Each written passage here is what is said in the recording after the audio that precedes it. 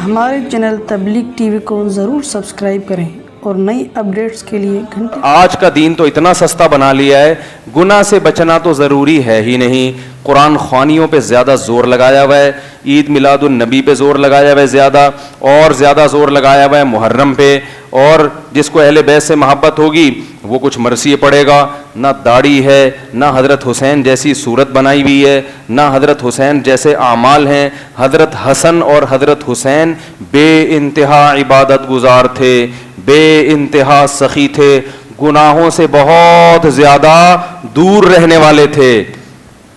حضرت حسن نے 20 مرتبہ پیدل حج کیا ہے بیت اللہ کا, 20 مرتبہ پیدل حج. کوئی جہاد کا موقع ہاتھ سے جانے نہیں دیا. جب موقع ہوتا تلوار لے کے گھوڑے کی پشت پہ سوار ہو کے اللہ کی راہ میں نکلتے تھے. ایسی قربانیاں دی ہیں ان لوگوں نے, اور ہم لوگ ان کے نام پہ کیا کر رہے ہیں, پیڑے کھا رہے ہیں.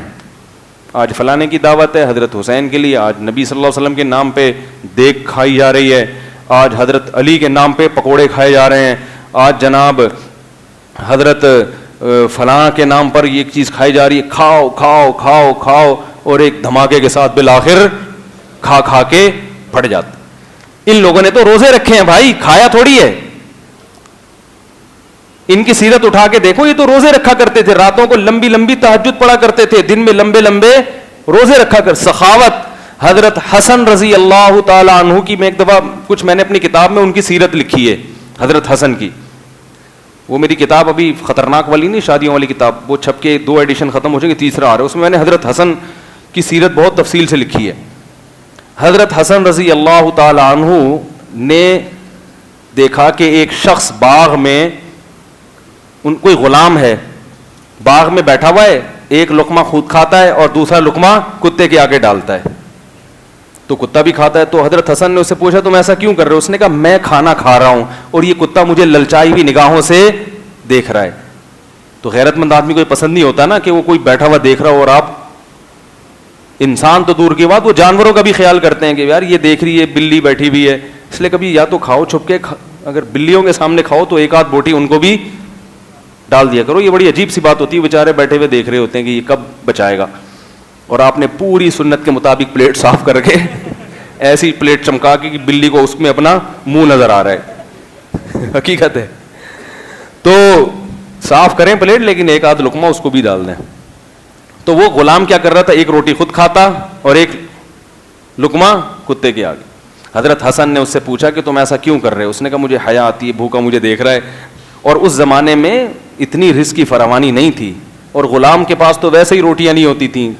حضرت حسن نے دیکھا کہ یہ سخی ہے, اس کو اللہ نے جتنا دیا نا یہ اس کے حساب سے سخاوت کر رہا ہے. ایک روٹی میں سے آدھی کسی کو دے دینا یہ بڑی سخاوت ہے اس کے لیے جس کے پاس روٹی ہی ایک ہو.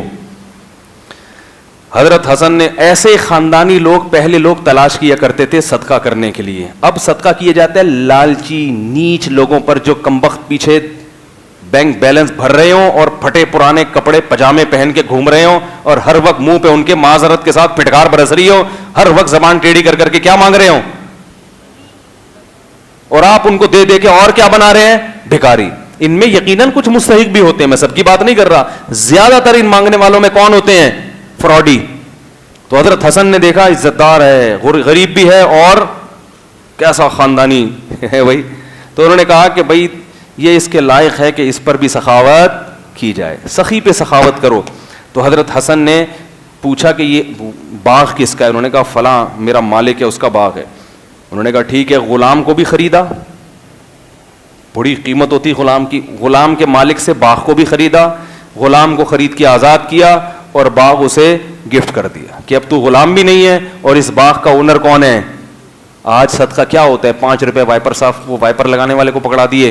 منت مانی ہوتی ہے, اللہ میرے ابا کو اٹیک ہوا ہے, ٹھیک ہو گیا تو بھائی کیا کرے, بھائی تباہی مچا دے گا تو بھائی ہیں, IMF کے قرضے اتار دے گا.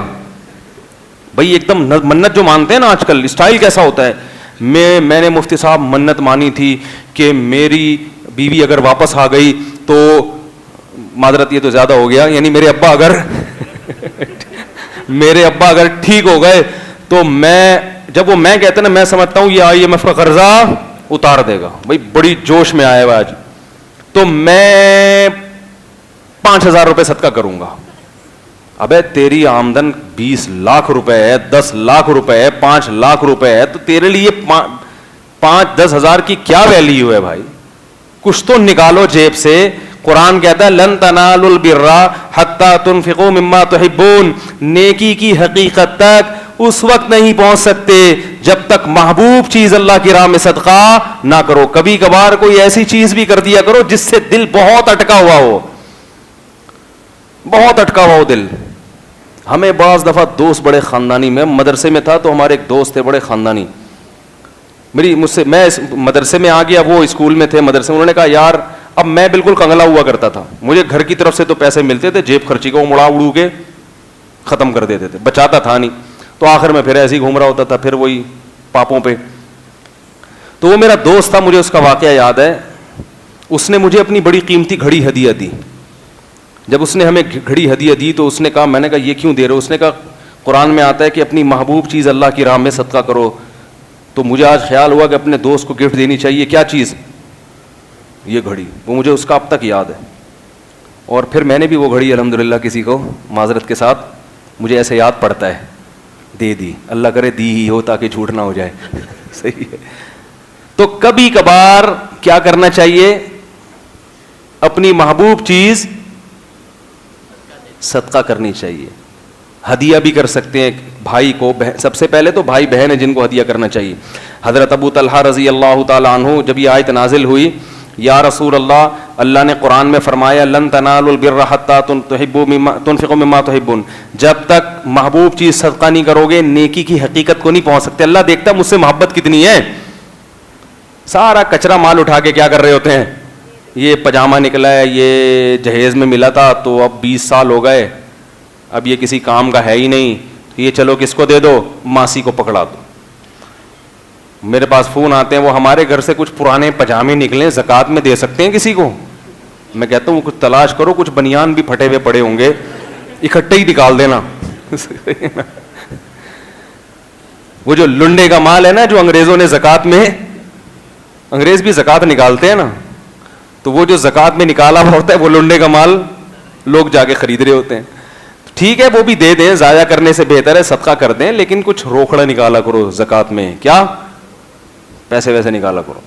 تو وہ کیا ہوا, کیا کہہ رہا تھا یار میں, ابو طلحہ انصاری نے جب یہ آیت نازل ہوئی تو وہ نبی کے پاس آئے, عرض کیا یا رسول اللہ, اللہ نے کہا محبوب چیز صدقہ کرو. تو یا رسول اللہ میری محبوب چیز تو میرا باغ ہے جو ارننگ کا ذریعہ ہے, چلتی ہوئی تجارت. تو نبی نے فرمایا بخن بخن ذاک مال رابح, واہ واہ یہ تو بہت قیمتی مال. یہ تو نبی حیران ہو رہے ہیں, سوچو جس کی سخاوت پہ تو کیسا سخی ہوگا. لیکن انہوں نے کہا یا رسول اللہ جب اللہ نے کہا ہے کہ محبوب چیز, تو محبوب تو پھر یہی ہے نا جس سے دل اٹکا ہوا ہے, پورا باغ ہے جو میری کمائی کا ذریعہ ہے, میں نے وہ صدقہ کیا, تو آپ لے لیں, وہ جس کو چاہے دے دیں. تو نبی نے فرمایا مجھے مت دو, تمہارے چچا کے بیٹے جو غریب ہیں نا, ان کے پاس کمائی کا ذریعہ, حدیث کا مفہوم بیان کر رہا ہوں اپنے الفاظ میں, تو ان کو کیا کر دو, گفٹ کر دو. تو انہوں نے وہ باغ کس کو دے دیا, ابن الاعمام, اپنے کزنوں کو. آج کوئی کزن کو دے سکتا ہے؟ بلکہ اس کی دکان پہ بیٹھ کے اس کا خون چوس کے اس کا شٹر بند کروایا اور اس کے کاروبار پہ بھی قبضہ. میرے پاس ایسے لوگ ہیں, چچا نے بھتیجے کے کاروبار پہ قبضہ کر لیا, بھتیجے نے ماموں کو سائڈ پہ لگا دیا, خالہ نے پھپھی کو کھڈے لین لگا دیا. کاروبار میں کوئی رشتہ دار آئے تو اس کو پیچھے کر کر کے بیٹھ جاتے ہیں. کتنی بڑی. تو اپنے قریبی رشتہ داروں کو کبھی کبھار ایسا بھی گفٹ دے دیا کرو.